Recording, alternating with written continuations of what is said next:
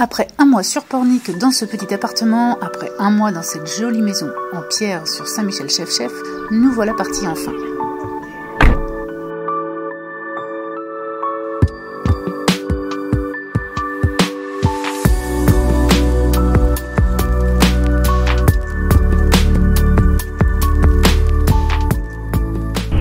Bon bah ça y est, c'est reparti. Je déclare la Nomad Life réouverte. Bon, on est parti. Alors où? Ça a été tout un bordel là aussi.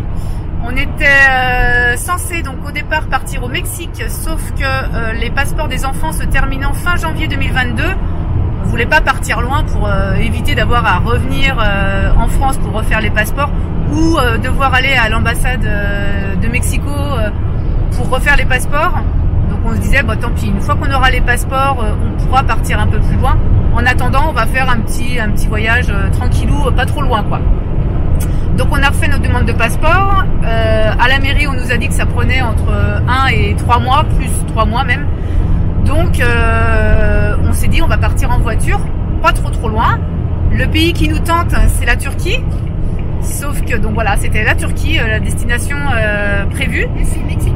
Sauf que il y a 2 jours, donc c'est-à-dire on est le 12 novembre, mais le 10 novembre, je me suis rendu compte en lisant les conditions d'entrée de la Turquie, chose qu'on fait jamais, hein. Partout où on va, on regarde jamais ça, qu'il fallait que les passeports soient valides encore 150 jours avant la date d'expiration quand on entrait sur le sol de la Turquie. Chose qui c'était pas notre cas pour les enfants. Pour nous et Jonah, oui, mais pas pour les enfants, parce qu'en fait, c'est pour éviter tout simplement qu'on reste coincé sur leur territoire. Nous, on se disait, une fois qu'on sera en Turquie, Christophe il fera un saut en avion, un aller-retour pour aller chercher les passeports à Nantes, et puis il nous rejoindra après quoi. Donc les passeports, on les aurait eu pour ressortir du pays. Mais là, je pense qu'on va se faire refouler pour les enfants. Donc ce qu'on va faire finalement, on va y arriver, on va partir dans le sud de la Grèce pour trouver un peu de chaleur. Le sud, c'est le Péloponnèse, hein, c'est ça? Le Péloponnèse qu'on n'avait pas fait il y a... Quand est-ce qu'on y était en Grèce? Il y a 3 ans? Non, quand Jonah était là. Oui, il y a 4 ans, parce qu'on est parti, Jonah venait de naître. Donc il y a 4 ans, on n'a pas fait le Péloponnèse, donc on va partir là, si ça va, hein, si tout va bien. Et Christophe fera aussi un saut en avion de 2 ou 3 jours en France pour récupérer les passeports. Et puis après, on pourra rentrer sur le territoire de la Turquie.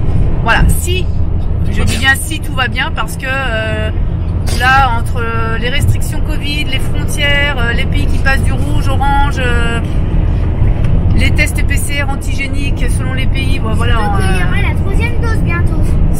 Ça va être encore, je sens un cafarnaum pas possible. Donc voilà, on prend la direction, on y va tranquillou, on n'a rien réservé. On voit comment les enfants se portent, on trouvera toujours à nous loger de toute manière, hein. Et puis on avance tranquillement. On espère ce soir être près de Genève pour pouvoir éventuellement faire un test PCR demain et rentrer en Italie. Enfin un test antigénique. Mais on va essayer sans, enfin on va voir comment ça se passe. On va tenter.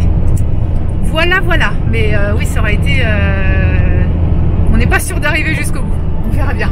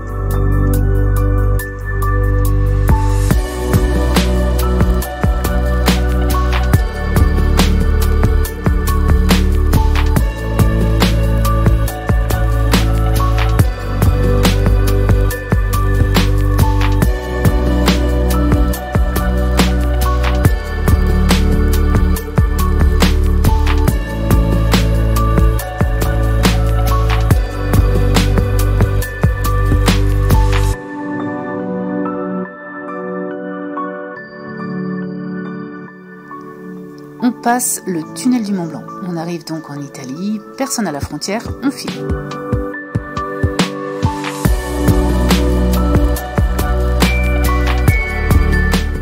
12,6 divisé par 2. 6,6.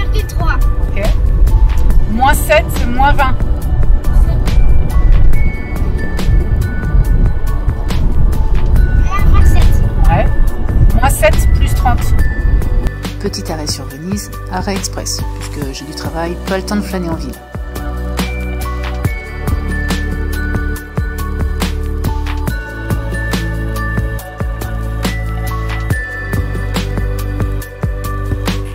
Ce matin, c'est un petit peu moins drôle. Un petit peu moins de bonne humeur déjà. Il est temps d'arriver. Petite blagounette.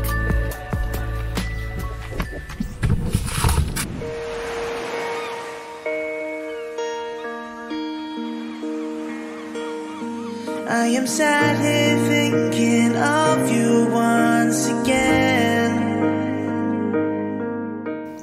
La Slovénie nous attend, toujours aussi belle et verte. Puis, arrivée en Croatie. Bon, ça y est, on vient d'arriver en Croatie. Ils nous ont demandé le pass sanitaire, le Green Pass. Alors, on en avait fait un juste avant de traverser la frontière italienne, donc à Chamonix, enfin juste avant Chamonix.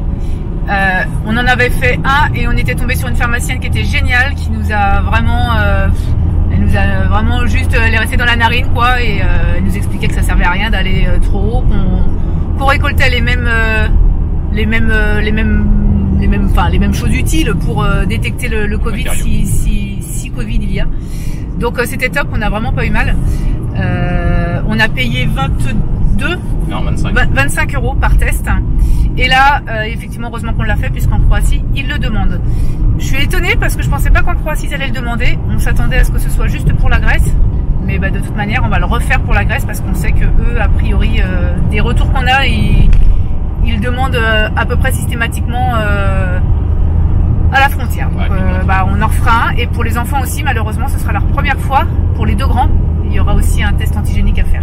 On va se renseigner là, savoir si test antigénique passe ou s'il faut faire un test PCR en laboratoire. On va voir ça, on va regarder ça ce soir. Là, on va se poser du coup 2 jours dans un Airbnb, histoire de faire une machine et puis de se poser un peu, travailler, se reposer. Ça fait quand même 3e jour de route. Donc voilà. Ouais, voilà, on est arrivé en Turquie. En Croatie. Et comment on dit bonjour? Dobodan. Et merci. Merci. Merci la Russie. Je me rappelle plus. Valide. Non. Voilà. Voilà, ça veut dire merci. Ouais. Combien? Voilà, il faut se remettre dans le croate parce qu'on va y rester que 2 jours, mais bon, on en aura quand même besoin pour faire 2-3 courses.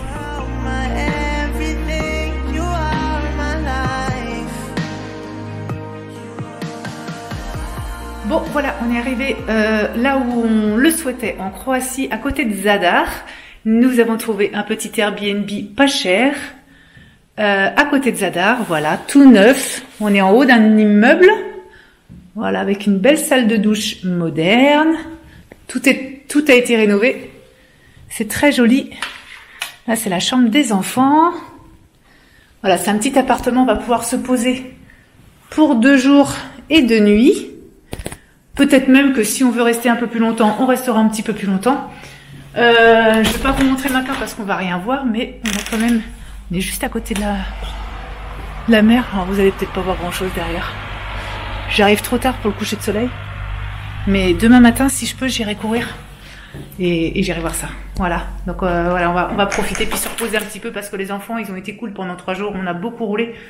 Et puis ils ont relativement été cool. Voilà, ça s'est bien passé, le trajet. Ça va nous faire du bien de nous poser un petit peu, de travailler aussi. Et puis on reprendra la route direction la Grèce. Je sais plus où on va. En Grèce, ouais, c'est très joli, très mignon. Donc voilà. Je suis toujours fan de changer de maison. Hein. J'arrive pas à m'y habituer. Cette petite chambre, je la kiffe déjà. Elle est trop belle, trop jolie. Un super grand lit. Bon là, on va être trop bien. J'adore changer de déco tous les mois. On s'arrête à Ploče pour attendre le ferry qui nous évite la frontière de la Bosnie-Herzégovine par la route.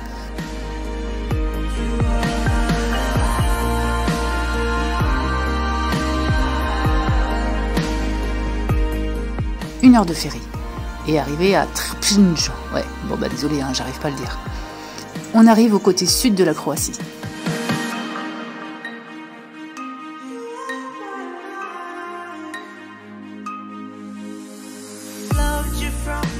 Une nuit sur Dubrovnik, puis le lendemain, test antigénique pour les parents, Elena et Lissandre. Tout le monde est négatif, ouf. on continue. Frontière du Monténégro. Ensuite, nous avons longé toute la baie du Kotor, direction l'Albanie. Every single day, you know you shine, shine. In the end, I know that we will be just fine, just fine. Ça y est, on est en Albanie, c'est passé. C'est passé même sans demander. Alors il nous a demandé si on avait les papiers pour le Covid. Et on a voulu lui montrer, il a dit que c'était bon, il a même pas regardé. Donc c'est cool, on est en Albanie. Christophe avait plus peur pour le côté albanais. Mais ça passe. Donc maintenant on va se diriger vers Tirana, voir éventuellement le lac d'Oride. Parce que c'est tout près de la frontière grecque. Bah, c'est pas loin, c'est pas très loin, on se rapproche en tout cas. Et puis du coup ça nous ferait passer demain côté Grèce en ayant encore les tests antigéniques qui seront valides, donc on n'aura pas besoin de refaire un deuxième test aux enfants. Et ça c'est plutôt cool. Donc, Et en plus, ça donc s'est voilà. très bien passé le test. Qu'est-ce qu'il y a ma chérie? Ça s'est très bien passé le test parce que moi au début je croyais que ça allait jusqu'à là, mais la fille elle l'a fait jusqu'à là. Ouais. Même pas aller jusqu'à. Ouais. Et Jonah il dort.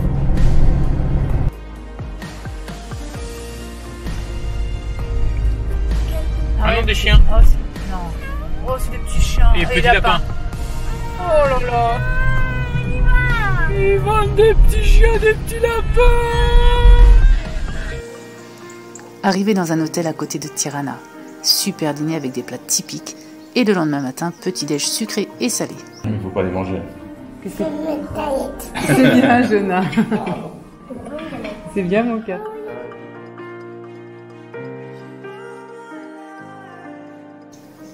Et enfin, nous voici en Grèce.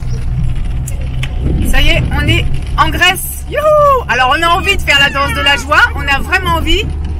Sauf que on a de la pluie, messieurs, dames. 3200 km pour de la pluie.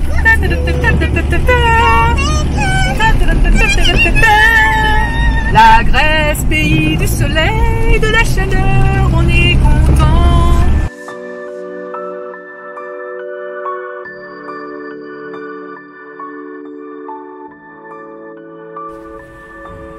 Allez, petit hôtel pour la dernière nuit d'étape. Plus que quelques heures et enfin quelques minutes. Allez, ça y est, on y est, on est arrivé. Je vous montre la petite maison qu'on a pour un mois. On est donc dans le sud de la Grèce, pas loin de Pylos.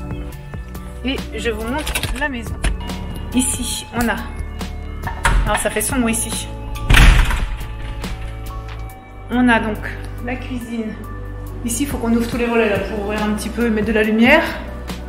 Une cuisine, un salon derrière. Voilà, avec un petit coin cheminée. On a une première chambre. On a la salle de bain ici, avec les toilettes. Et enfin, on a la deuxième chambre ici. Une très jolie maison en hauteur, vue mer. On va être bien ici. La nature tout autour, le soleil du matin au soir.